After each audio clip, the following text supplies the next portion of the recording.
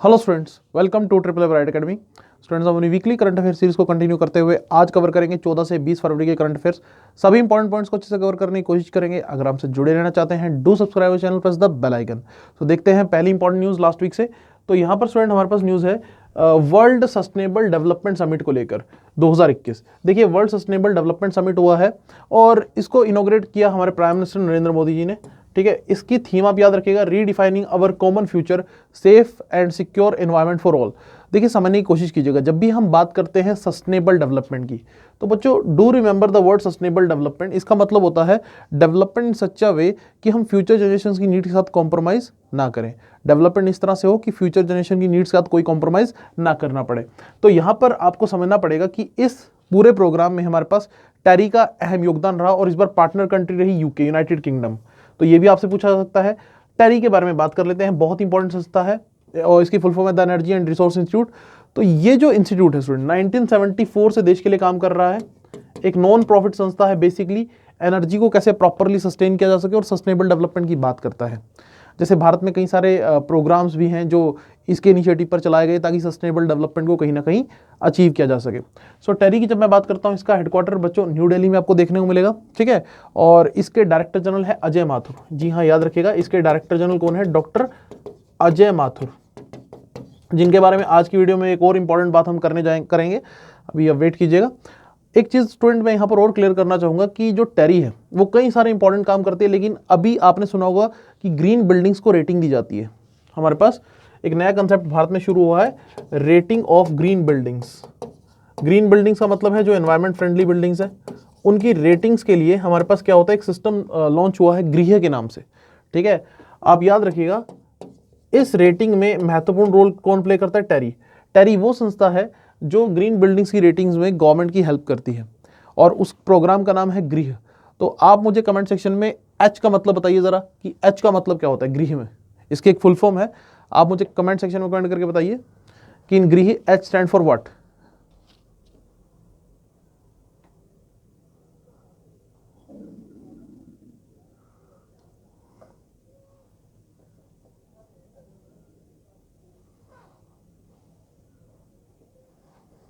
Okay, तो इसका मतलब है बच्चों, एच का मतलब यहाँ पे होता है हैबिटेट। ठीक है, इसकी मैं पूरी फुल फॉर्म बता देता हूँ। गृह की पूरी फुल फॉर्म आपको पता होनी चाहिए, that is green rating for integrated habitat assessment. ठीक है, green rating for integrated habitat assessment. तो do remember the full form, important है एग्जाम पॉइंट ऑफ व्यू से। चलिए जी, नेक्स्ट हम न्यूज़ की तरफ आगे बढ़ते हैं। नेक्स्ट न्यूज़ है हमारे पास indigenous mapping portal and geo spatial services. देखिए, डिपार्टमेंट ऑफ स्पेस, हमारे जो डिपार्टमेंट ऑफ स्पेस है उसने एक टाई अप किया है C info system private limited के साथ।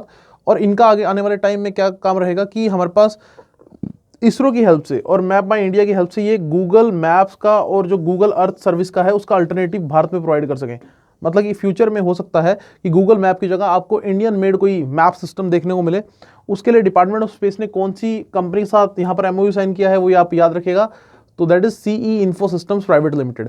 देखिए, इसरो पहले ही बहुत सारी हमारे पास अचीवमेंट्स कर चुका है जब हम बात करते हैं स्पेस की और अर्थ की मैपिंग की। तो यहाँ पर कई सारी चीज़ें हैं जो इसरो के प्रोडक्ट्स हैं, जैसे नाविक है, वेदास है और मोसडैक है। इन तीनों के बारे में मैं बता देता हूँ, एग्जाम पॉइंट ऑफ व्यू से तीनों इंपॉर्टेंट है। नाविक की जब मैं बात करता हूँ, इसकी फुल फॉर्म है नेविगेशन विद इंडियन कॉन्स्टिलेशन। तो जैसे आप जीपीएस का नाम सुनते हैं, ग्लोबल पोजिशनिंग सिस्टम, ये यूएसए का नेविगेशन सिस्टम है। तो जल्दी भारत का एक खुद का नेविगेशन सिस्टम होगा और इसका नाम होगा नाविक। इस साल उम्मीद की जा सकती है कि ये ऑपरेशनल हो जाएगा। फुल फॉर्म याद रखिएगा, नेविगेशन विद इंडियन कॉन्स्टिलेशन। जब मैं वेदास की बात करता हूं स्टूडेंट, ये एक और सिस्टम है भारत का ही, इसरो के द्वारा डेवलप किया हुआ। इसकी फुल फॉर्म याद रखिएगा, visualisation of earth observation data and archival system. फिर से रिपीट करता हूं, visualisation of earth observation data and archival system. Basically earth observation के लिए और जो वेजिटेशन और क्रॉप की जो मॉनिटरिंग होती है, मतलब कि फसल की जो ऊपर ध्यान रखना, उसके लिए इसको यूज़ किया जाता है। अर्थ की ऑब्जर्वेशन के लिए इसको यूज़ किया जाता है, किसको? वेदास को।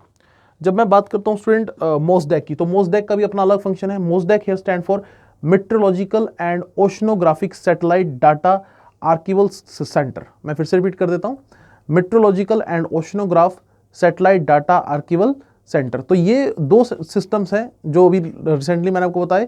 ये हमारे पास यूज़ किया जाता है, मोसडैक को यूज़ किया जाता है एटमॉस्फेरिक हमारे पास और जो भी ओशनिक डाटा है उसको कलेक्ट करने के लिए, एटमॉस्फेरिक और ओशन डाटा कलेक्ट करने के लिए। तो देखिए बच्चों, तीनों का अलग अलग अपने लेवल पे यूज़ है और तीनों हमारे पास इसरो से संबंधित है।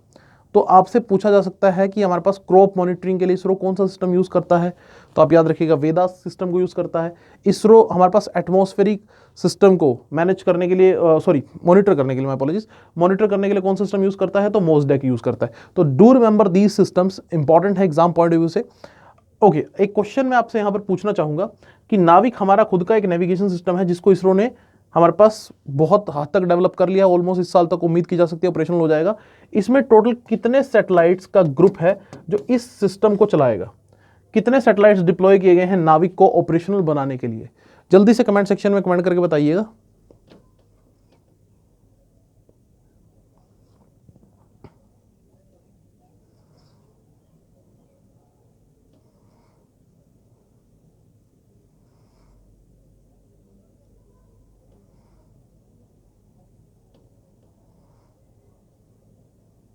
ओके, तो बच्चों याद रखिएगा टोटल 7 सैटेलाइट्स इसके लिए लॉन्च किए गए हैं।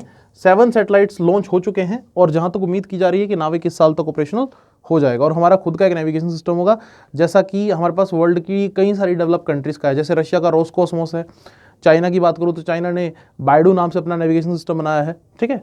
सो अगर हम बात करें तो हमारा भी एक रीजनल नेविगेशन सिस्टम होगा। नेक्स्ट हमारे पास नेशनल हॉर्टिकल्चर फेयर। तो नेशनल हॉर्टिकल्चर फेयर स्टूडेंट हुआ है हमारे पास कहाँ पर, दैट इज हर्षगटा बेंगलुरु, ठीक है, हर्षगटा बेंगलुरु। और यहाँ पर आप थीम याद रखिएगा, horticulture for startup and stand up India. देखिए जब मैं हॉर्टिकल्चर की बात करता हूँ तो इसमें फल और सब्जियों की बेसिकली बात होती है। इसको ऑर्गेनाइज किसने किया? Indian Council of Agriculture research. पहली बात तो आपको मैं इसके बारे में बताना चाहूँगा, ICAR के बारे में, कि जब भी हम बात करते हैं Indian Council of Agriculture Research की, इसके प्रेसिडेंट होते हैं हमेशा union minister of agriculture, by default union minister of agriculture. और राइट नाउ कौन है? नरेंद्र सिंह तोमर, ठीक है। नेक्स्ट हमारे पास Indian Institute of Horticulture Research. Indian Institute of Horticulture Research की जब मैं बात करता हूँ तो ये हमारे पास हॉर्टिकल्चर के ऊपर रिसर्च करने वाली एक संस्था है, स्पेशलाइज एजेंसी है, ICAR के अंडर ही काम करती है। और ये कहाँ पर है देखने को आपको मिलेगा? बेंगलुरु में। तो और एक चीज़, एक और ऑर्गेनाइजेशन जिसने ये सारे ऑर्गेनाइजेशन में हेल्प की थी, that is national horticulture board, जो कि मिलेगा गुरुग्राम में। तो हॉर्टिकल्चर का मतलब फल और सब्जियां। याद रखिएगा स्टूडेंट, एक क्वेश्चन आपको यहाँ पे बताना चाहूँगा कि भारत में in terms of vegetable production number 1 state है वेस्ट बंगाल। याद रखिएगा, in terms of vegetable production number 1 state है West Bengal, and in terms of fruit production number 1 state है आंध्र प्रदेश। जी हाँ, याद रखिएगा, in terms of fruit production number 1 state है हमारे पास आंध्र प्रदेश, जो लास्ट रिकॉर्ड्स हमारे पास अवेलेबल हैं। चलिए अगर मैं बात करूं स्टूडेंट, मैंने कई सारी चीज़ें आपको यहाँ पर बताई। अब मैं आपसे क्वेश्चन पूछना चाहूँगा, यहाँ पर क्वेश्चन ध्यान से सुनिएगा। मेरा क्वेश्चन आपसे ये है कि हमारे पास एक बहुत ही इंपॉर्टेंट सेंटर है जो कि ICAR मैनेज करता है। सेंटर का नाम है हमारे पास सेंटर ऑफ, याद रखिएगा, centre institute, my apologies, centre institute of fisheries, centre institute of fisheries education. तो ये मेरा आपसे क्वेश्चन है कि ये भारत में कहाँ पर स्थित है? Centre institute of fisheries education, ये भारत में कहां पर स्थित है? जल्दी से कमेंट सेक्शन में कमेंट करके बताइएगा। ये हमारे पास ICAR ही मैनेज करता है।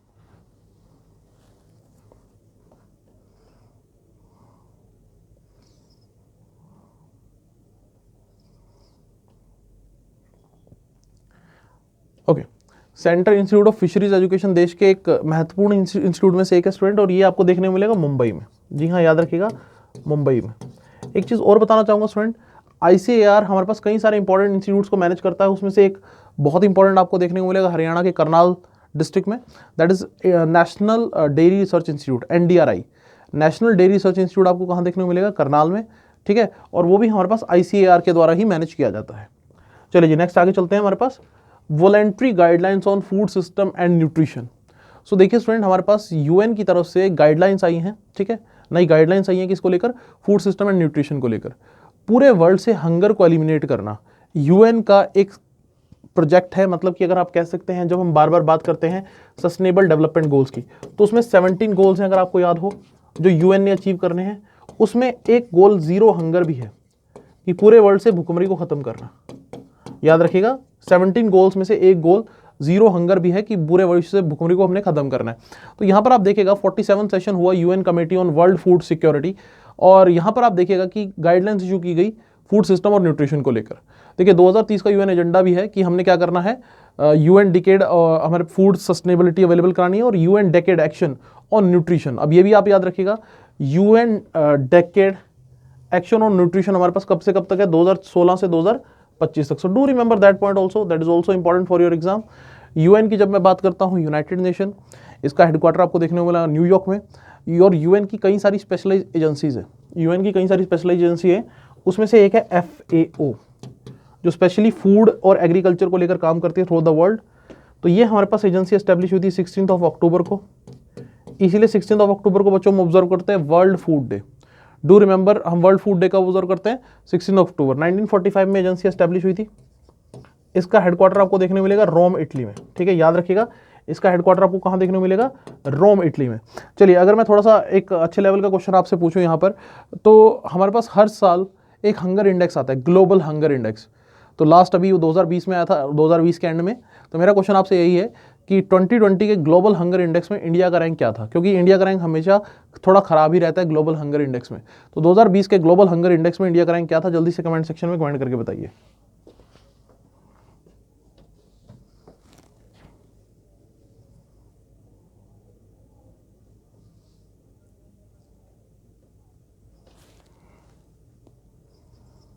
ओके, ग्लोबल हंगर इंडेक्स में स्टूडेंट्स इंडिया का रैंक था 94। Do remember, global hunger index में इंडिया का रैंक क्या था, 94। ठीक है, और ये रैंक अभी सुधरने का कोई नाम नहीं ले रहा। अभी भी इंडिया को न्यूट्रिशन के मामले में बहुत कुछ करना बाकी है।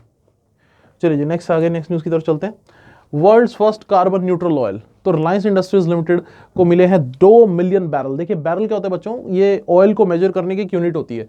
तो इन्हें कार्बन न्यूट्रल ऑयल मिला है, और ये कहाँ से मिला है, ऑक्सीलो कार्बन वेंचर से। ये हमारे पास एक यूएस की मेजर ऑयल कंपनी ऑक्सीडेंटल की तरफ से बेसिकली इन्हें मिला है, जामनगर गुजरात में।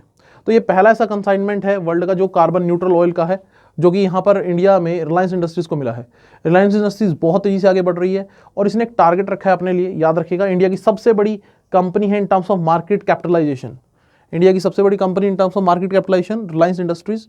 और यहाँ पर आप याद रखिएगा, इसने क्या कहा है कि वो कार्बन न्यूट्रल हो जाएंगे, जीरो कार्बन बाय 2035। जैसा कि अगर मैं इंडियन रेलवेज के लिए बात करूं, तो इंडियन रेलवे का भी स्टूडेंट्स याद रखिएगा, इंडियन रेलवेज ने क्या कहा है कि 2030 तक इंडियन रेलवेज कार्बन न्यूट्रल हो जाएगी। सेम वे में हमारे पास रिलायंस इंडस्ट्रीज ने भी अपने लिए टारगेट सेट किया है, जिसके चेयरमैन आप सब जानते ही होंगे, मुकेश अंबानी।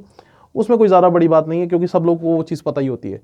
जब मैं बात करता हूँ स्टूडेंट रिलायंस इंडस्ट्रीज़ की, तो अपने आप में बहुत तेज़ी से आगे बढ़ रही है, और हमारे पास अभी कार्बन न्यूट्रल ऑयल की यहाँ पर बात हो रही है। ठीक है, तो ये हमारे पास ऑयल से रिलेटेड मेनली कंपनी है।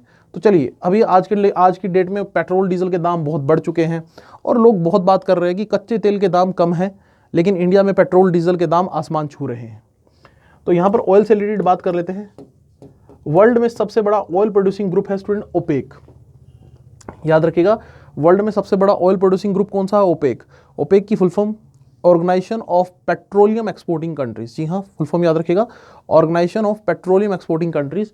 इसमें टोटल 13 मेंबर्स हैं। याद रखिएगा, ये भी आपके लिए क्वेश्चन आ सकता है कि ओपेक में टोटल कितने मेंबर्स हैं, 13 मेंबर्स। और इसका हेडक्वार्टर आपको कहाँ देखने को मिलेगा, इसका जो हेडक्वार्टर है वो आपको देखने को मिलेगा वियना में। ठीक है, वियना ऑस्ट्रिया में इसका हेडक्वार्टर आपको देखने को मिलेगा। और ओपेक में जनरली वो कंट्रीज हैं जो हमारे पास अरब कंट्रीज हैं और ऑयल प्रोड्यूस करते हैं। लेकिन इस ओपेक ग्रुप में एक कंट्री साउथ अमेरिका से भी है। मेरा क्वेश्चन आप लोगों से वही है कि साउथ अमेरिका से कौन सा कंट्री ओपेक का मेंबर है। जल्दी से कमेंट सेक्शन में कमेंट करके बताइए कि साउथ अमेरिका से कौन सा कंट्री ओपेक का मेंबर है।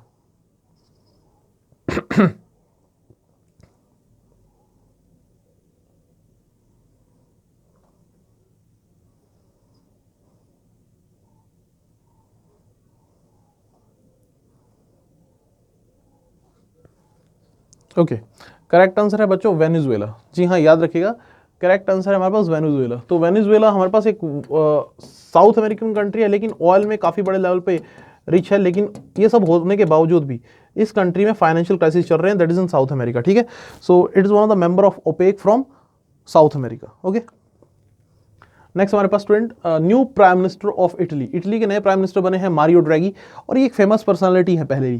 क्यों? क्योंकि इससे पहले हमारे पास यूरोपियन सेंट्रल बैंक के हमारे पास प्रेसिडेंट भी रह चुके हैं, and now he became the president of Italy. Italy एक जानी मानी कंट्री है अगर हम यूरोप की बात करें। ठीक है, तो ये हमारे पास नए प्रेसिडेंट बन चुके हैं इटली के। चलिए मैं इटली के बारे में बात ना करते हुए यहाँ पर बात करूंगा यूरोपियन सेंट्रल बैंक की, जो एग्जाम पॉइंट ऑफ व्यू से थोड़ा ज़्यादा इंपॉर्टेंट हमारे लिए हो जाता है। So in short it's known to be ECB, European Central Bank. 1998 में एस्टेब्लिश हुआ, किस लिए? यूरो को प्रिंट रेगुलेटर मेंटेन करने के लिए, ठीक है। यूरो को आप याद रखिएगा स्टूडेंट, 19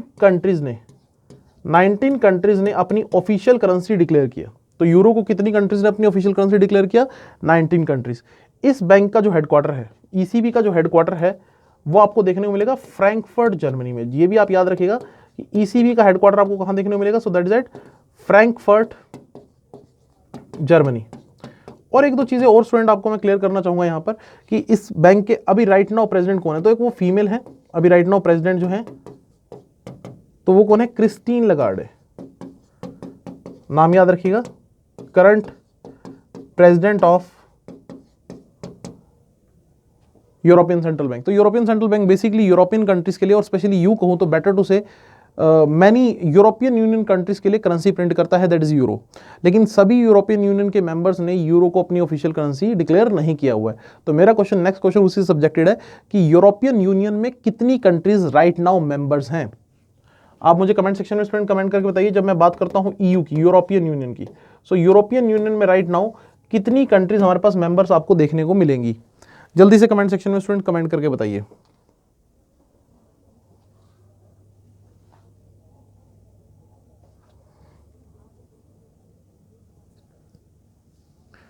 ओके स्टूडेंट, याद रखिएगा कि यूरोपियन यूनियन में there are total 27 member countries. जी हाँ, 27 मेंबर कंट्रीज हैं। और अभी ब्रिटेन ने हमारे पास ऑप्ट आउट किया है कि वो इस ग्रुप को जो है वो छोड़ देगा। तो आप याद रखिएगा कौन सी कंट्रीज ग्रुप को छोड़ने जा रही है? यूरोपीय छोड़ चुकी है बेसिकली यूरोपियन यूनियन को, सो वो है ब्रिटेन, ठीक है। तो इस ग्रुप से एग्जिट हो चुकी है, ब्रेक्सिट उसको नाम दिया गया था। ओके, चलिए जी नेक्स्ट न्यूज की तरफ चलते हैं। नेक्स्ट हमारे पास न्यू टाटा मोटर सीईओ। तो टाटा मोटर्स के नए सीईओ के रूप में हमारे पास नियुक्ति हुई है किसकी? मार्क ललितसोला की, ठीक है। तो ये हमारे पास नए सीईओ बने हैं टाटा मोटर्स के। टाटा मोटर्स एक बहुत ही बड़ा ब्रांड है, क्यों? क्योंकि हमारे पास ये एक तरह से जगुआर लैंड रोवर को भी ओन करता है, जेएलआर ग्रुप को। तो जेएलआर ग्रुप पहले एक अलग ग्रुप हुआ करता था, जिसको हमारे पास टाटा ग्रुप ने, टाटा मोटर्स ने बेसिकली परचेज कर लिया था, रतन टाटा जी। तो टाटा ग्रुप हमारे पास एक बहुत ही वास्ट ग्रुप है, जो सॉल्ट से लेकर सॉफ्टवेयर तक सब बनाते हैं। टाटा ग्रुप की शुरुआत हुई थी स्टूडेंट्स 1868 में। अगर मैं स्पेशली बात करूं टाटा ग्रुप की, नोट टाटा मोटर्स, मैं यहाँ टाटा ग्रुप की बात कर रहा हूं। तो 1868 में हमारे पास एक टाटा ग्रुप एस्टेब्लिश हुआ था, जिसको एस्टेब्लिश किया था जमशेद जी टाटा ने। जी हाँ, याद रखें किसने एस्टेब्लिश किया था? Jamshed ji Tata. So he is the founder of Tata group. और टाटा ग्रुप ने भारत के लिए बहुत कुछ किया है, ठीक है। जब भी भारत को मुश्किल आई है तो ये हमारे पास हमेशा भारत का साथ देते हुए नजर आया है टाटा ग्रुप। और अगर अब मैं राइट नाउ बात करूं कि who is the current chairman of Tata group, तो बहुत से बच्चे बोलेंगे कि हमारे पास रतन टाटा, जो कि बच्चों गलत हो जाएगा, क्योंकि current chairman of Tata group कौन है? एन चंद्रशेखरन, ठीक है। Current chairman of Tata group कौन है? एन चंद्रशेखरन।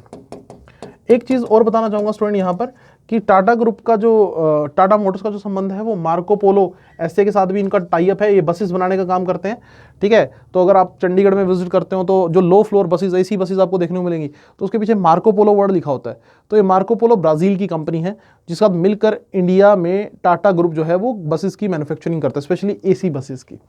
ओके, तो टाटा ग्रुप के बारे में याद रखिएगा, चेयरमैन का नाम याद रखिएगा, टाटा ग्रुप किसने एस्टेब्लिश किया था, कब एस्टेब्लिश किया था, ये याद रखिएगा।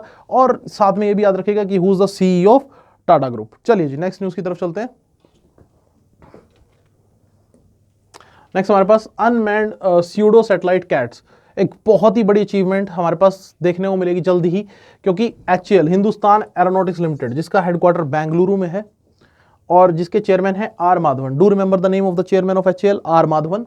सो उन्होंने क्या कहा है कि जो हमारे पास एचएएल है वो डेवलप कर रहा है एक हमारे पास हाई एल्टीट्यूड सूडो सैटेलाइट, जिसका नाम होगा cats, combined air teeming system.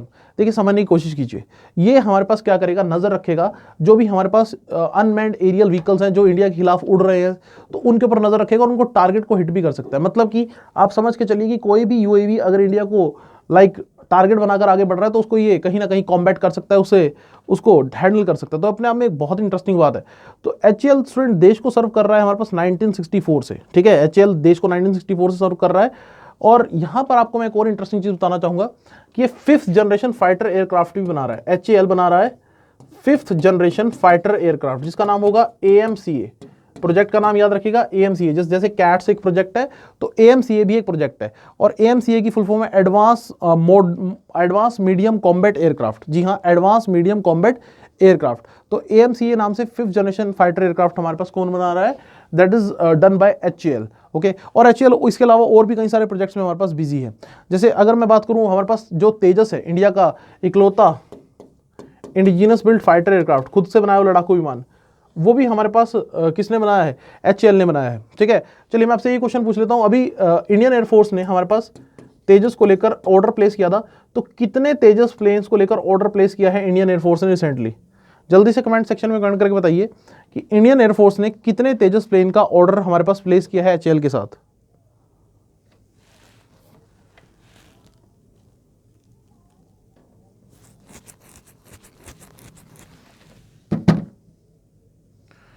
सो याद रखिएगा स्टूडेंट, 83। जी हाँ, हमारे पास सिंपल सा क्वेश्चन था और आंसर है 83। 83 हमारे पास प्लेन्स का ऑर्डर जो है वो प्लेस हुआ है। ठीक है, जिसमें से 10 ट्रेनर होंगे और बाकी के फाइटर प्लेन्स होंगे। ठीक है, नेक्स्ट हमारे पास चाइना तियानवान-1 एंटर्स मार्स ऑर्बिट। तो देखिए, मार्स को लेकर हमारे पास होड़ लगी हुई है सभी कंट्रीज में कि मार्स को लेकर जितनी ज़्यादा इंफॉर्मेशन कलेक्ट की जा सके। तो चाइना का स्पेसक्राफ्ट तियानवान-1 हमारे पास एंटर कर चुका है ऑर्बिट में, मार्स के ऑर्बिट में। और आपको ये पता होना चाहिए स्टूडेंट, अभी रिसेंटली होप ने भी अपना सक्सेसफुली एंट्री कर ली है मार्स ऑर्बिट में। ठीक है, तो होप जो है वो UAE का मिशन है, पहली अरब कंट्री जिसने हमारे पास मार्स तक अपना मिशन को हमारे पास पहुंचा दिया है। तो यहां पर आप याद रखिएगा 3 मिशन की मैं बात करूंगा। चाइना का मिशन है तियानवान-1, UAE का मिशन है होप, और USA का मिशन सबसे जो इंटरेस्टिंग मिशन है वो है परसिवरेंस।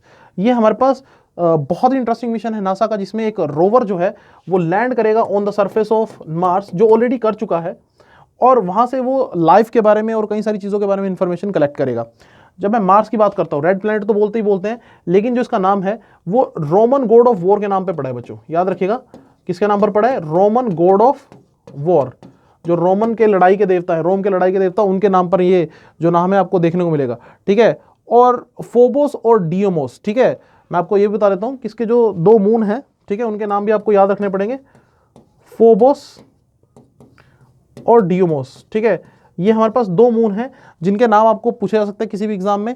ठीक है, और यहां पर ये 2 मून के नाम याद रखिएगा। कौन कौन से हमारे पास अभी मिशंस एग्जीक्यूट हुए हैं मार्स को लेकर, वो आप याद रखिएगा।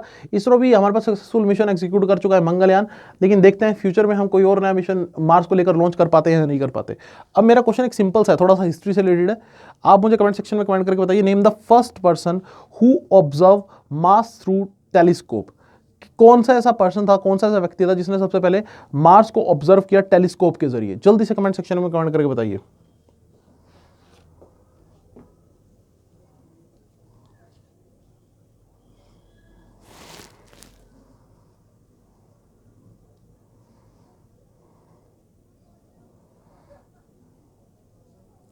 Okay, correct answer student Galileo Galilei. ठीक है, मैं इटालियन एक पर्सन थे जिनका नाम था गैलीलियो।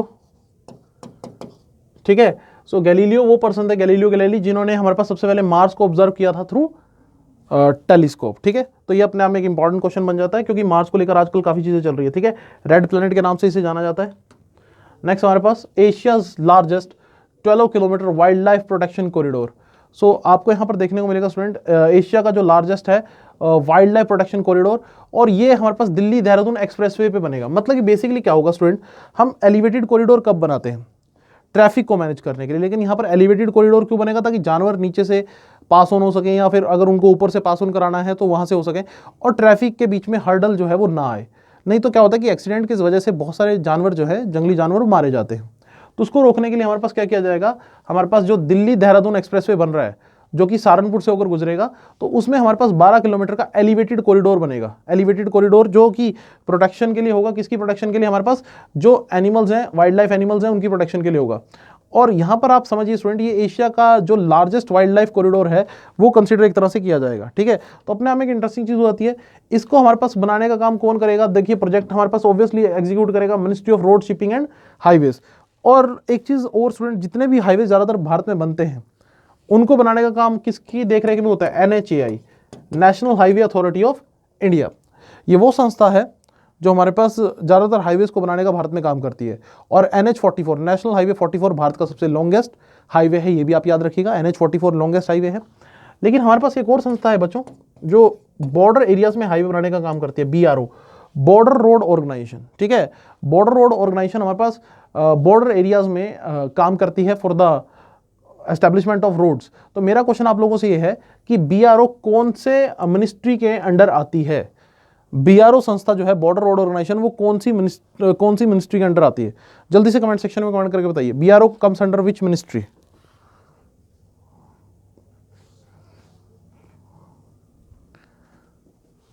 ओके, याद रखिएगा बच्चों, BRO comes under the ministry of defence. जी हाँ, ये डिफेंस मिनिस्ट्री के अंडर आती है, क्योंकि जनरली हिली एरियाज में और बॉर्डर एरियाज में रोड कंस्ट्रक्ट करती है। तो वहां पर क्या होता है कि मिनिस्ट्री ऑफ डिफेंस इसको खुद एग्जीक्यूट करेगी और इससे रोड्स बनाने का काम करेगी। तो याद रखिएगा, BRO, Border Road Organisation, comes under the ministry of Defence. चलिए जी, नेक्स्ट हमारे पास महात्मा गांधी नेशनल फेलोशिप 2021-2023। तो ministry of Skill Development entrepreneurship, इन्होंने यहाँ पर 2 साल के लिए महात्मा गांधी फेलोशिप प्रोग्राम जो है वो स्टार्ट किया है। और ये बेसिकली सर्टिफिकेट प्रोग्राम होगा in the public policy and management offered by IIM, Indian Institute of management के द्वारा। तो ये सब हमारे पास किसके तहत हो रहा है? संकल्प के तहत। संकल्प की फुल फॉर्म याद रखिएगा, पेपर पॉइंट उससे इंपॉर्टेंट हो जाती है, that is skill acquisition and knowledge awareness for livelihood promotion. तो do remember the full form. Sankalp की फुल फॉर्म मैं फिर से रिपीट कर देता हूं, skill acquisition and knowledge awareness for livelihood promotion. So ये फुल फॉर्म आपको कहीं ना कहीं क्लियर रहनी चाहिए। और वर्ल्ड बैंक की तरफ से असिस्ट है इस प्रोग्राम को। तो मैं यही पूछ सकता हूं कि महात्मा गांधी नेशनल फेलोशिप प्रोग्राम को असिस्टेंस या हेल्प कौन सी इंटरनेशनल एजेंसी की तरफ से मिल रही है? सो that is by world bank, जिसका हेडक्वार्टर आपको देखने को मिलेगा वाशिंगटन DC में, और जिसके प्रेसिडेंट है डेविड मेलपास। चलिए, अगर मैं महात्मा गांधी की बात करूं स्टूडेंट, तो महात्मा गांधी ने कई सारे जेलों में समय बिताया, कई बार वो जेल गए। लेकिन आपसे मैं क्वेश्चन पूछना चाहूंगा, महात्मा गांधी किस जेल को टेम्पल के रूप में रेफर करते थे? किस जेल को वो बोलते थे कि the jail is just like a temple, और उस जेल को हमेशा टेम्पल के रूप में, मंदिर के रूप में एड्रेस करते थे? तो जल्दी से कमेंट सेक्शन में कमेंट करके बताइए, भारत की किस जेल को महात्मा गांधी ने टेम्पल के रूप में एड्रेस किया?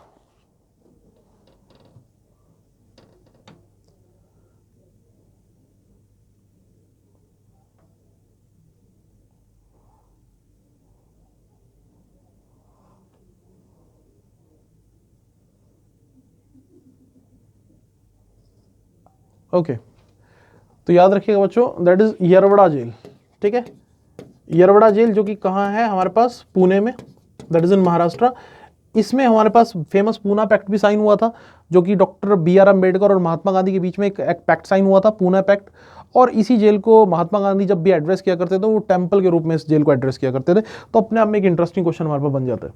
नेक्स्ट हमारे पास international conference on gender equality. तो एक अंतर्राष्ट्रीय कॉन्फ्रेंस हुई जेंडर इक्वालिटी को लेकर। तो जेंडर इक्वालिटी के ऊपर हम काफ़ी टाइम से स्टूडेंट्स फोकस कर रहे हैं, और इसी के लिए आपको बता दूं कि केरला गवर्नमेंट बहुत अच्छे से प्रोग्रेस कर रही है, और उसने एक जेंडर पार्क भी बनाया, देश का पहला जेंडर पार्क। कहाँ पर? कोझीकोड। कोझीकोड हमारे पास जो है केरला में है। ये वही प्लेस है जहाँ पर सबसे पहले वास्को डी गामा स्टूडेंट्स आया था। ये केरला की वही जगह है जहाँ सबसे पहले वास्को डी गामा आया था। सो यहाँ पर इनोग्रेट हुआ है स्टूडेंट अब केरला के चीफ मिनिस्टर की तरफ से। सॉरी, चीफ मिनिस्टर कौन है? पिनारी विजयन। केरला के चीफ मिनिस्टर कौन है? पिनारी विजयन।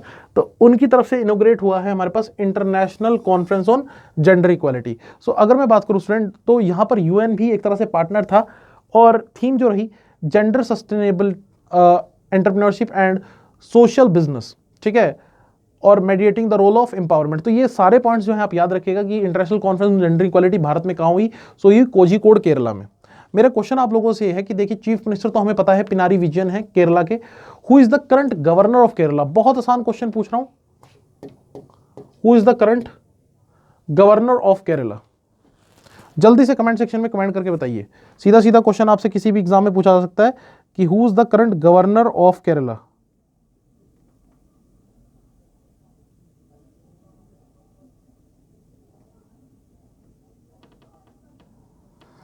तो आंसर है स्टूडेंट आरिफ मोहम्मद खान। जी हाँ, बिल्कुल सिंपल सा क्वेश्चन था हमारे पास।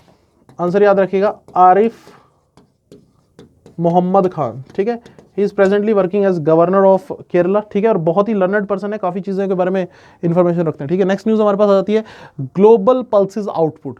तो नरेंद्र सिंह तोमर जो कि इंडिया के एग्रीकल्चर मिनिस्टर हैं, और आपको मैंने अभी थोड़ी देर पहले बताया था ही is the president of ICMR, ठीक है, ICAR, Indian Council of Agriculture research, ठीक है, उसके प्रेसिडेंट भी कंसिडर किए जाते हैं। और यहाँ पर इन्होंने एड्रेस किया इंटरनेशनल कॉन्फ्रेंस जो कि हमारे पास ग्लोबल वर्चुअल सेरेमनी थी रोम में वर्ल्ड पल्सेस डे को लेकर, ठीक है। सो वर्ल्ड पल्सेस डे की जब मैं बात करता हूँ तो पल्सेस डे, जो वर्ल्ड पल्सेस डे है वो 10 फरवरी को ऑब्जर्व किया जाता, तो उसी को लेकर उसके बाद एक सेरेमनी यहाँ पर थी। और यहाँ पर इन्होंने क्या कहा कि इंडिया जो है पूरे वर्ल्ड पल्सेस की प्रोडक्शन में कितना कॉन्ट्रीब्यूशन देता है हर साल, 24%। वर्ल्ड का सबसे बड़ा पल्सेस प्रोड्यूस करने वाला जो कंट्री है वो इंडिया है, याद रखिएगा, वर्ल्ड में लीडिंग पल्सेस प्रोड्यूस करने वाला जो कंट्री है वो इंडिया है। और यहां पर आप देखिएगा कि पल्सेस प्रोडक्शन भारत में 240 लाख टन है, ठीक है, और जो कि काफी ज्यादा है, ठीक है। तो ये अपने आप में देख सकते हैं कि हमने काफी ज्यादा पल्सेस की प्रोडक्शन पे काम किया, क्योंकि ये हमारे एक फूड का एक अहम हिस्सा भी है। चलिए मैं आपसे एक सिंपल सा क्वेश्चन यहां पर पूछना चाहूंगा स्टूडेंट्स, भारत का कौन सा ऐसा राज्य है जो पल्सेस प्रोडक्शन में नंबर 1 है, number 1 state in pulses production? जल्दी से कमेंट सेक्शन में कमेंट करके बताइए कि भारत का कौन सा ऐसा राज्य है जो पल्सेस की प्रोडक्शन में नंबर 1 है।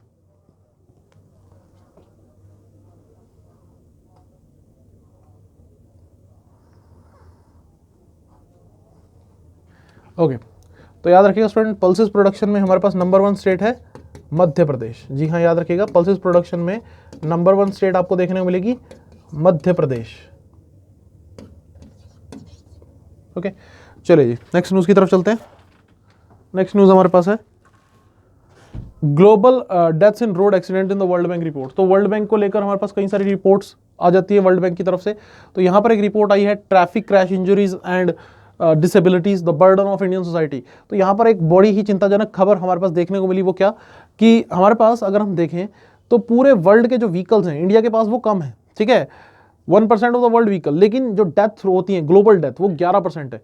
मतलब व्हीकल हमारे पास वर्ल्ड के, और इसका बहुत बड़ा रीजन है कि इंडियंस की निग्लिजेंस रोड के ऊपर, रोड के प्रॉपर रूल्स फॉलो नहीं कराए जाते, स्कूल लेवल पर इंफॉर्मेशन नहीं दी जाती कि किस तरह से हमारे पास रोड रूल्स को फॉलो करना चाहिए, और उसी का खामियाजा फिर आगे चलकर हमें भुगतना पड़ता है। तो यहाँ पर आप याद रखिएगा कि सेव लाइफ फाउंडेशन की हेल्प से वर्ल्ड बैंक ने, सेव लाइफ फाउंडेशन की हेल्प से वर्ल्ड बैंक ने रिपोर्ट जो है वो जारी की है, और रिपोर्ट का नाम आप याद रखिएगा ग्लोबल रोड एक्सीडेंट डेथ, ठीक है। और काफ़ी हद तक इसमें बात की गई है इंडिया में निग्लिजेंस को लेकर और रोड एक्सीडेंट्स को लेकर। तो ये इंपॉर्टेंट न्यूज़ हमारे पास बन जाती है स्टूडेंट। चलिए जी चलते हैं नेक्स्ट न्यूज़ की तरफ।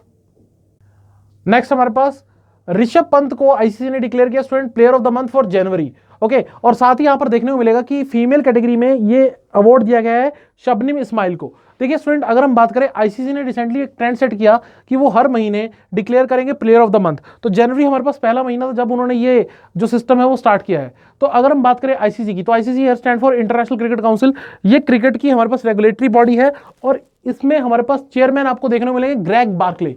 जी हाँ, चेयरमैन का नाम याद रखेंगे, ग्रेग बार्कले। और आईसीसी के अंदर हमारे पास जो सीईओ हैं वो है मनु सानी, हेडक्वार्टर इसका है दुबई यूएई में। और यहां पर इंपॉर्टेंट क्वेश्चन हमारे पास ये बन जाता है कि ये फाइनलिस्ट थे और इनमें से हमारे पास चुना गया ऋषभ पंत को player of the month. Okay, जब मैं बात करता हूं इंडिया की, तो इंडिया में आपको पता है कि बीसीसीआई कंट्रोल करती है क्रिकेट को, लेकिन अभी एक नई अपॉइंटमेंट हमें देखने को मिली, that is Asian cricket council में। तो एशियन क्रिकेट काउंसिल में जो नए हेड अपॉइंट हुए वो इंडिया से हैं। आप जरा कमेंट सेक्शन में उनका नाम जरा जल्दी से कमेंट करके बताइए। President of Asian cricket council अभी रिसेंटली अपॉइंट हुए हैं, हमने पिछले ही कुछ लेक्चर्स में उनके बारे में बात की थी। New president of Asian cricket council. Okay, correct answer की जब मैं बात करता हूं स्टूडेंट, तो करेक्ट आंसर है मेरे पास जय शाह, ठीक है। तो अमित शाह के जो बेटे हैं जय शाह, ठीक है, तो उनको उस चीज का फायदा मिला और वो बन गए हैं एशियन क्रिकेट काउंसिल के नए प्रेसिडेंट। चलिए जी आगे चलते हैं हमारे पास नेक्स्ट न्यूज की तरफ। तो नेक्स्ट न्यूज हमारे पास strengthening and consolidating of urban cooperative banks. देखिए पिछले कुछ टाइम में आप देखेगा कि कई सारे अर्बन कोऑपरेटिव बैंक्स के ऊपर रिस्ट्रिक्शन लगाई गई हैं, पाबंदियां लगाई गई हैं आरबीआई के द्वारा, और ज्यादातर उनमें से बैंक आपको कहां देखने को मिलेंगे, महाराष्ट्र में। तो अगर आपने पिछले कुछ टाइम का सिनेरियो देखा तो कई सारे अर्बन कोऑपरेटिव बैंक्स के ऊपर काफी सारी रिस्ट्रिक्शंस आरबीआई ने लगाई हैं, तो उसका जो सिस्टम है वो गड़बड़ होता चला जा रहा है। इसी वजह से आरबीआई ने एक 8 मेंबर एक्सपर्ट कमेटी बनाई है अर्बन कोऑपरेटिव बैंक्स को कैसे स्ट्रेंथन और कैसे उनको सही तरीके से मैनेज किया जाए। तो इसको लीड करेंगे एनएस विश्वनाथन। एनएस विश्वनाथन कौन है? Is the former deputy governor of RBI. ये आरबीआई के इससे पहले डेप्यूटी गवर्नर रह चुके हैं। देखिए अगर मैं बात करूं स्टूडेंट कि अभी राइट नाउ आरबीआई के अंदर कौन कौन डेप्यूटी गवर्नर के रूप में काम कर रहे हैं, एक तो है बीपी कानूनगो, याद रखिएगा बीपी कानूनगो, फिर दूसरा हमारे पास एमके जैन, ओके, थर्ड हमारे पास माइकल पात्रा, और माइकल पात्रा के बाद एम रामाराव, ठीक है। सो एम आर राव बेसिकली आप बोल सकते हो, एम रामाराव।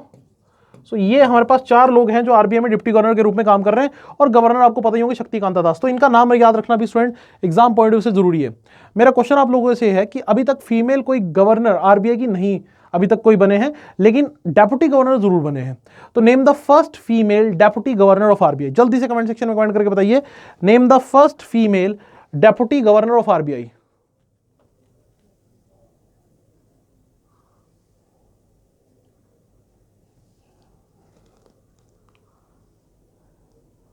ओके, तो करेक्ट आंसर है बच्चों केजी उडेशी। जी हाँ, याद रखेंगे केजी उडेशी। केजी उडेशी हमारे पास फर्स्ट फीमेल गवर्नर है आरबीआई की, ठीक है। चलिए जी, नेक्स्ट हमारे पास न्यूज है एडीबी डेब्ट फाइनेंसिंग एग्रीमेंट विद मेदांता। तो एशियन डेवलपमेंट बैंक जो कि हमारे पास जापानीज कंट्रोल में ज्यादातर है, क्योंकि जापान का इसमें सबसे बड़ा शेयर होल्डिंग है जापान की। तो इसने 100 करोड़ रुपीस दिए हैं किसको? मेदांता को। मेदांता की बात करूं, इंडिया का जाना माना हॉस्पिटल है जो आपको गुरुग्राम में देखने को मिलेगा, under the guidance of doctor Naresh Trehan. Naresh Trehan इसको लीड कर रहे हैं, और एक इंडिया का जाना माना हॉस्पिटल है। तो ये इंडिया के कोविड सपोर्ट रिस्पॉन्स में ये इंडिया को दिया गया है। अभी भी कोविड की जो प्रॉब्लम है, इंडिया उससे पूरी तरह से बाहर नहीं निकल पाया है, अभी भी इंडिया काफी सारे प्रॉब्लम्स को फेस कर रहा है। तो एडीबी ने हमारे पास अनाउंस किया था $20 बिलियन असिस्टेंस पैकेज। तो डू रिमेंबर कितना पैकेज एडीबी की तरफ से अनाउंस किया गया था, दैट इज 20 बिलियन। एडीबी का हेडक्वार्टर आप याद रखेंगे, हेडक्वार्टर आपको देखने मिलेगा मनीला में, और मनीला कहाँ है? हमारे पास फिलीपींस में। और याद रखिएगा एडीबी की तरफ से हर साल सबसे ज्यादा जो लैंडिंग होती है, सबसे ज्यादा जो लोन मिलता है, वो किस कंट्री को मिलता है? That is India. इंडिया को बहुत बड़े लेवल पर हमारे पास लोन मिलता है from the Asian development bank. और अभी भारत के किस हॉस्पिटल को, हेल्थ केयर सर्विस को यहाँ पर पैकेज, एक फाइनेंसिंग पैकेज मिला है, तो वो है मेदांता, जो कि आपको देखने मिले गुरुग्राम में। Gurugram is in Haryana. Next news important. One of the important news from the last week. Very, very, very important. Okay, new Director General of WTO, World Trade Organization, जो पूरे विश्व में ट्रेड को ऑर्गेनाइज करती है, जो हमारे पास establish हुई थी 1 जनवरी 1995 को। ये हमारे पास वो संस्था है जो पूरे विश्व में व्यापार को संगठित करती है और उसे सही तरीके से मैनेज करने की कोशिश करती है। WTO ने किस संस्था की जगह ली थी? गैट की। WTO से पहले ये काम कौन किया करता था? गैट। गैट की फुल फॉर्म याद रखिएगा, general agreement on tariff and trade. जी हां, फुल फॉर्म याद रखिएगा, general agreement on tariff and trade. अब न्यूज क्या आई है कि हमारे पास इवेला ये हमारे पास नए डायरेक्टर जनरल बनी है, नाइजीरिया से है। तो पहली बार कोई अफ्रीका से कोई फीमेल डायरेक्टर जनरल बनी है WTO की। तो अपने आप में बहुत इंपॉर्टेंट बात है। इससे पहले वर्ल्ड बैंक में भी ये काम कर चुकी हैं, तो इनका नाम आपको याद रखना पड़ेगा। अगले कई साल तक ये WTO को लीड करने वाली है। WTO की बात मैं करूं तो हेडक्वार्टर स्टूडेंट इसका कहां देखने को मिलेगा? Headquarter of WTO is at Geneva, Switzerland. और ये हमारे पास GI टैग देता है, जो बहुत इंपॉर्टेंट टैग होता है एग्जाम पॉइंट ऑफ व्यू से जब भी मैं बात करता हूं। मेरा क्वेश्चन आप लोगों से यह है कि आप कमेंट सेक्शन में कमेंट करके बताइए कि WTO किस एग्रीमेंट के तहत एस्टैब्लिश हुआ। जो WTO संस्था है, जो WTO ऑर्गेनाइजेशन है, वो किस एग्रीमेंट के थ्रू हमारे पास एस्टैब्लिश हुई? जल्दी से कमेंट सेक्शन में कमेंट करके बताइए।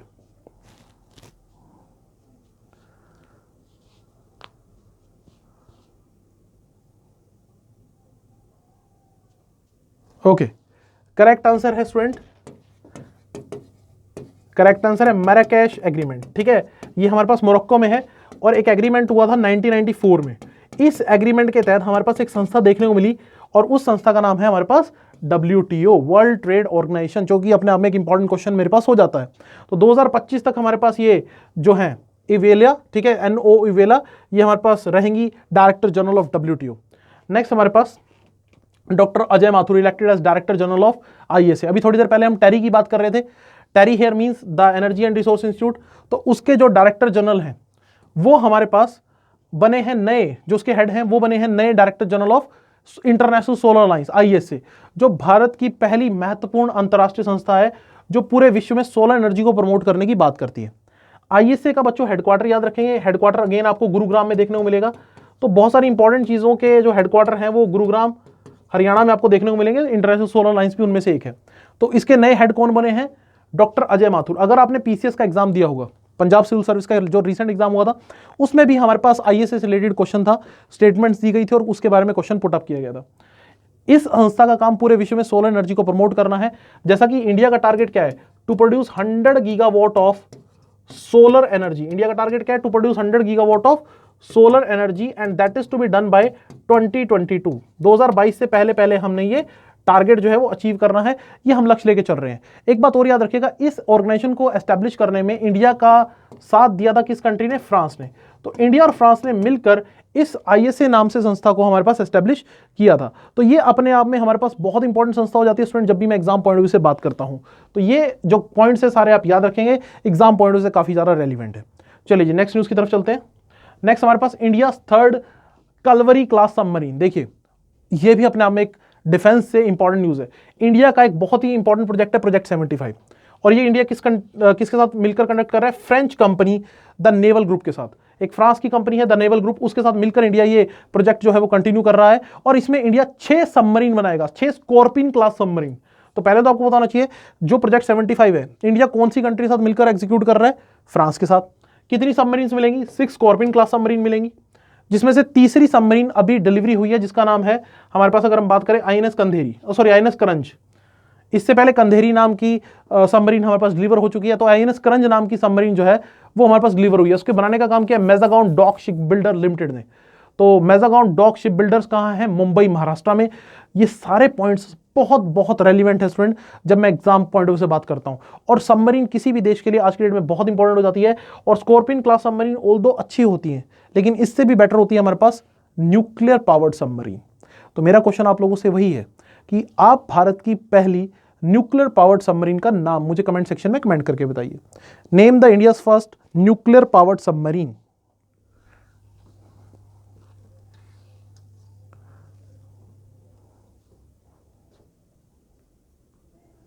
ओके, सो इंडिया की फर्स्ट न्यूक्लियर पावर्ड सबमरीन का नाम क्या है स्टूडेंट? आईएनएस अरिहंत। जी हाँ, नाम याद रखिएगा, नाम है आईएनएस अरिहंत। चलिए नेक्स्ट न्यूज की तरफ चलते हैं। नेक्स्ट न्यूज है हमारे पास Iran Russia maritime security belt 2021। So Iran Russia maritime security belt 2021, तो इसमें ऐसी खबरें मिल रही हैं, लेकिन यहां पर बाद में इंडिया ने कुछ डिक्लाइन भी किया है कि इंडिया इसमें पार्टिसिपेट नहीं किया। लेकिन आप ये जरूर याद रखिएगा कि ईरान और रशिया ने हमारे पास एक मैरीटाइम सिक्योरिटी बेल्ट 2021 एक एक्सरसाइज कंडक्ट की, और ये कहां हुई है? हमारे पास अगर हम बात करें इंडियन ओशन में।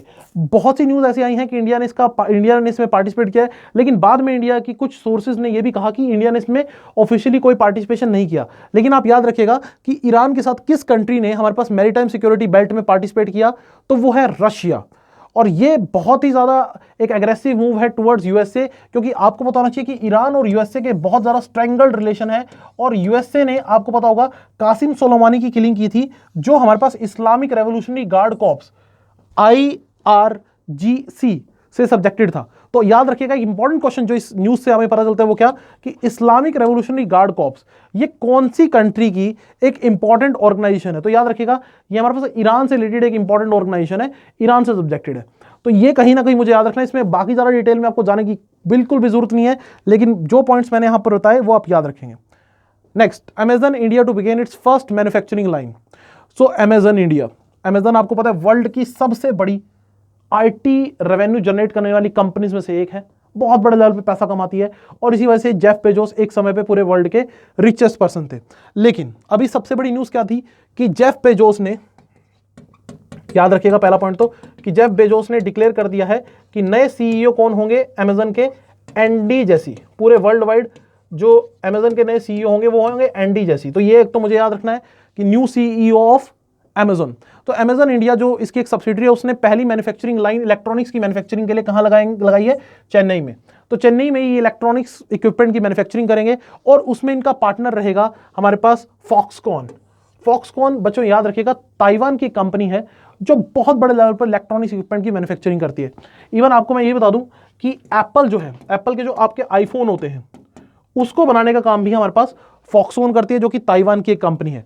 तो अपने आप में ये बहुत इंपॉर्टेंट है, ठीक है। चलिए मैं आपसे क्वेश्चन पूछ लेता हूं, आप जल्दी से मुझे कमेंट सेक्शन में कमेंट करके बताइए कि ताइवान की कैपिटल क्या है, क्योंकि वहीं पर आपको देखने को मिलेगा हेडक्वार्टर ऑफ फॉक्सकॉन। तो एक मैंने आपको हिंट भी दे दिया, आप मुझे जल्दी से कमेंट सेक्शन में कमेंट करके बताइए कि where is the headquarter of, sorry, where is the headquarter of, you can say Foxconn, और where name the capital of Taiwan. Same question रहेगा, सेम, क्योंकि दोनों एक ही जगह पे है।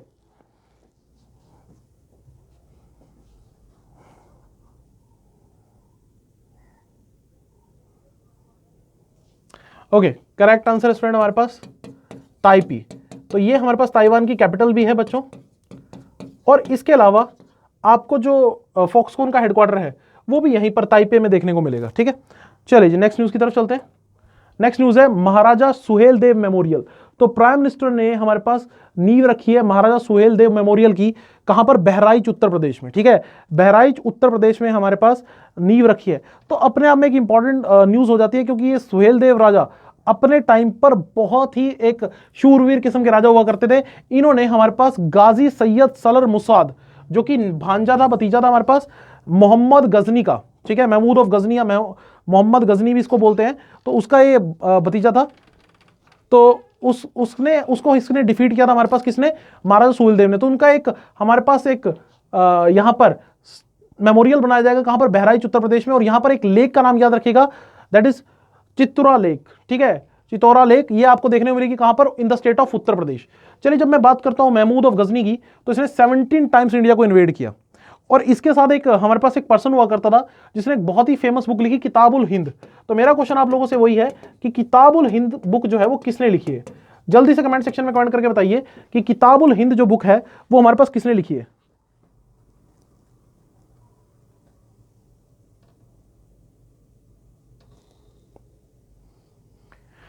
ओके, करेक्ट आंसर है स्टूडेंट अल बर्नी। ठीक है, अल बर्नी ने हमारे पास ये बुक लिखी है, किताबुल हिंद। ठीक है, चलिए नेक्स्ट न्यूज की तरफ चलते हैं। MOE to rename the schools under Samagra Shiksha Abhiyan. तो मिनिस्ट्री ऑफ एजुकेशन, ठीक है, so MOE ministry of education ने हमारे पास एक डिसीजन लिया है कि समग्र शिक्षा अभियान के तहत जितने भी स्कूल्स भारत में बने थे उनका नाम नेताजी सुभाष चंद्र बोस के नाम पर रख दिया जाएगा। अभी हमने नेताजी सुभाष चंद्र बोस की एनिवर्सरी ऑब्जर्व की थी, और जहां पर हमने डिसीजन लिया था बच्चों कि हम कालका एक्सप्रेस का जो नाम है, याद रखिएगा ये इंपॉर्टेंट क्वेश्चन, कालका एक्सप्रेस का नाम बदलकर नेताजी एक्सप्रेस रखेंगे। तो आपने ये भी याद रखना है कौन सी ट्रेन का नाम जो है वो रीनेम हुआ, दैट इज कालका एक्सप्रेस, जिसका नाम बदलकर रख दिया गया नेताजी एक्सप्रेस। तो समग्र शिक्षा जो स्कीम है उसके तहत हमारे पास रेजिडेंशियल स्कूल्स बनाए जाते हैं हिली एरियाज में, और ऐसे एरियाज में जहां पर पहुंचना लोगों का मुश्किल होता है, तो ऐसे एरियाज में हमारे पास स्कूल्स बनाए जाते हैं। अगर मैं बात करूं स्टूडेंट नेताजी सुभाष चंद्र बोस की, तो उन्होंने देश की स्वतंत्रता संग्राम में बहुत इंपॉर्टेंट योगदान दिया, और इनकी एक बहुत इंपॉर्टेंट बुक है द इंडियन स्ट्रगल, वो आप याद रखेंगे, बुक का नाम याद रखेंगे द इंडियन स्ट्रगल। पेपर में क्वेश्चन आ सकता है कि इंडियन स्ट्रगल बुक किसने लिखी, तो आप याद रखिएगा रिटन बाय नेताजी सुभाष चंद्र बोस। अब मेरा क्वेश्चन आप लोगों से यह है कि आप मुझे कमेंट सेक्शन में कमेंट करके बताइए कि नेताजी सुभाष चंद्र बोस के मेंटर कौन थे? Name the mentor of Netaji Subhash Chandra Bose. Name the mentor of Netaji Subhash Chandra Bose.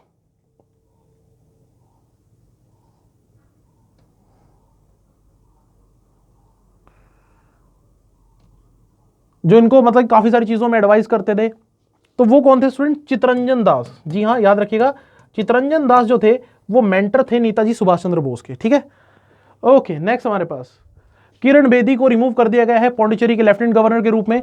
तो यहां पर आप देखिएगा कि प्रेसिडेंट ने इनको रिमूव किया है from the post of lieutenant governor of Puducherry. और पुडुचेरी जो है वो पहले एक फ्रेंच कॉलोनी हुआ करता था बच्चों। और किरण बेदी अपने आप में फेमस है क्योंकि भारत की पहली फीमेल आईपीएस ऑफिसर थी, और उसके बाद पहली ऐसी फीमेल थी जिन्होंने हेड किया यूनाइटेड नेशन पुलिस को। तो अपने आप में कई सारे जो हमारे पास कीर्तिमान है वो किरण बेदी स्थापित कर चुकी हैं, और भारत की पहली महिला आईपीएस के रूप में इन्हें हमेशा याद किया जाएगा। लेकिन मेरा क्वेश्चन आपसे थोड़ा सा डिफरेंट है। मेरा क्वेश्चन है name the first female IAS officer. ठीक है, first female IAS officer of India.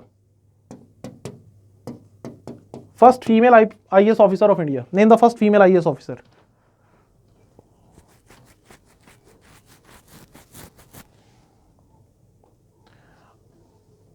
Okay, correct answer देख लेते हैं। करेक्ट आंसर है अन्ना राजम मल्होत्रा। जी हां, Anna Rajam Malhotra first female IAS officer थी भारत के अंदर। नेक्स्ट न्यूज स्टूडेंट हमारे पास, government to infuse rupees 1500 crore in Exim bank. Exim bank के अंदर गवर्नमेंट 1500 करोड़ रुपए इन्फ्यूज करने जा रही है। एक्सिम बैंक वो बैंक है बच्चों जो हमारे पास क्या करता है, एक्सपोर्टर्स को फाइनेंस करता है ताकि वो एक्सपोर्ट को बढ़ावा मिल सके। तो ये बैंक हमारे पास एस्टेब्लिश हुआ था 1982 में, याद रखिएगा। और इसका हेडक्वार्टर आपको कहां देखने को मिलेगा? मुंबई में। इसका हेडक्वार्टर आपको देखने को मिलेगा मुंबई में। और इवन ये भी मैं आपको बता दूं कि इसके करंट हेड कौन है, डेविड रश्किना। इसके हेड कौन है, डेविड रश्किना। तो फुल फॉर्म याद रखिएगा, export import bank of India.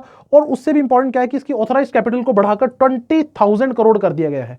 तो आपसे मैं पूछ सकता हूं किस बैंक में गवर्नमेंट ने 1500 करोड़ रुपए इन्फ्यूज किए हैं।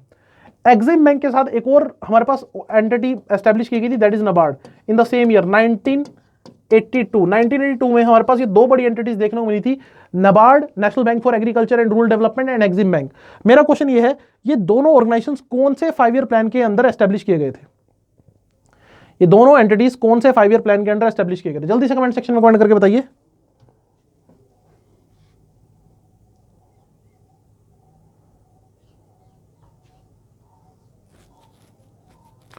Okay, 6th 5 year plan student, 6th 5 year plan के तहत, छठी पंचवर्षीय योजना के तहत एक्सिम बैंक और नबार्ड को एस्टेब्लिश किया गया था। नेक्स्ट हमारे पास एशिया एनवायरमेंटल एनफोर्समेंट अवार्ड। तो इसमें कोई लाइक स्टूडेंट कोई ज्यादा इंपॉर्टेंट कोई खास बात नहीं है, बस आप याद रखिएगा यूएनईपी की तरफ से, यूनाइटेड नेशन एनवायरमेंट प्रोग्राम की तरफ से एक अवार्ड दिया गया और इसमें एक गवर्नमेंट एजेंसी को अवार्ड मिला है, wild life crime control bureau. तो सीधा सीधा क्वेश्चन कि wild life crime control bureau को कौन सा अवार्ड मिला है? सो that is Asia environmental enforcement award. और ये अवार्ड किसकी तरफ से दिया जाता है? यूनाइटेड नेशन एनवायरमेंट प्रोग्राम की तरफ से। तो अंडर द इनोवेशन कैटेगरी इनको अवार्ड मिला है, तो गवर्नमेंट एजेंसी है उसको अवार्ड मिला है, तो सीधा सीधा क्वेश्चन हमारे पास हो जाता है। चलिए जी, नेक्स्ट हमारे पास बुक आई है हमारे पास फेमस बैटल ऑफ लोंगेवाला को लेकर। तो ये बुक लिखी है हमारे पास भरत कुमार ने। जी हाँ, भरत कुमार जो उस समय हमारे पास एयर मार्शल थे, उन्होंने बुक लिखी है the epic battle of Longewala. तो लोंगेवाला एक पोस्ट थी, आपको पता होगा 1971 में इंडिया पाकिस्तान की वॉर हुई थी। इसके ऊपर एक बहुत फेमस मूवी भी बनी है, बॉर्डर। अगर आपने बॉर्डर मूवी देखी हो तो ये वही वाला सीन आपको कुछ दिखाई दे रहा होगा, ये टैंक पर आपको इंडियन सोल्जर जश्न मनाते हुए दिखाई दे रहे होंगे। तो इसके ऊपर बुक आई है 50th anniversary of India's victory over Pakistan in 1971 war, the epic battle of Longewala. और बुक हमारे पास किसने लिखी है? याद रखिएगा भरत कुमार ने। तो सीधा सीधा क्वेश्चन हमारे पास यहां पर बन जाता है। Next, PASSEX exercise in the Arabian sea. तो यहां पर इंडिया नेवी ने इंडोनेशिया के साथ मिलकर यह एक्सरसाइज कंडक्ट की है। और यहां पर आप याद रखिएगा कि पैसेक एक्सरसाइज इंडिया ने किस कंट्री के साथ मिलकर कंडक्ट की? इंडिया और इंडोनेशिया। और यहां पर इंडिया की नेवी की शिप जो है आईएनएस तलवार ने पार्टिसिपेट किया। इंडोनेशिया की बात करूं, सबसे बड़ी आइलैंड कंट्री कंसीडर की जाती है। देखिए, सिंगल आइलैंड नहीं है, ग्रुप ऑफ आइलैंड, आर्किपेलागो। अगर सबसे बड़ी आइलैंड कंट्री अगर आपसे कोई पूछ ले तो आपने याद रखना है इंडोनेशिया। वर्ल्ड की सबसे बड़ी Muslim population, that is again in Indonesia. लेकिन हां, अगर मैं ये पूछ लूं कि एशिया का लार्जेस्ट आइलैंड बताइए मुझे, जल्दी से कमेंट सेक्शन में कमेंट करके बताइए, largest island in Asia, largest island in Asia, largest island in Asia. Okay, correct answer student Borneo. यहां याद रखिएगा बोर्नियो आइलैंड, इस पे मलेशिया, ब्रुनई और इंडोनेशिया तीनों रूल करते हैं और ये एशिया का सबसे बड़ा आइलैंड है बोर्नियो। ठीक है, बोर्नियो आइलैंड। चलिए नेक्स्ट हमारे पास 2023 सिटी ऑफ द वर्ल्ड। तो यहां पर आप याद रखिएगा 2023 सिटी ऑफ द वर्ल्ड किसको डिक्लेयर किया गया है? इंडिया से हैदराबाद को। और ये किसने डिक्लेयर किया है? हमारे पास FAO ने, फूड एंड एग्रीकल्चर ऑर्गेनाइजेशन, जिसका हेडक्वार्टर आपको कहां देखने को मिलेगा? इसका हेडक्वार्टर आपको देखने को मिलेगा रोम, इटली में। तो इसने डिक्लेयर किया है tree capital of the world, tree city of the world, my apologies. किसको? हैदराबाद को। हैदराबाद इज इन तेलंगाना, तेलंगाना की कैपिटल है और भारत की इकलौती ऐसी सिटी है जिसको इस लिस्ट में ऐड किया गया हो। हैदराबाद की बात करूं तो हैदराबाद में बहुत कुछ फेमस है, लेकिन सबसे फेमस चार मीनार, जो कि आपको हमारे पास तेलंगाना की सील में भी देखने को मिलेगा। तेलंगाना की जो ऑफिशियल स्टेट सील है उसमें भी आपको देखने को मिलेगा चार मीनार। मेरा क्वेश्चन यह है कि चार मीनार कौन सी रिवर बैंक पे स्थित है? चार मीनार कौन सी रिवर बैंक पे स्थित है? जल्दी से कमेंट सेक्शन में कमेंट करके बताइए।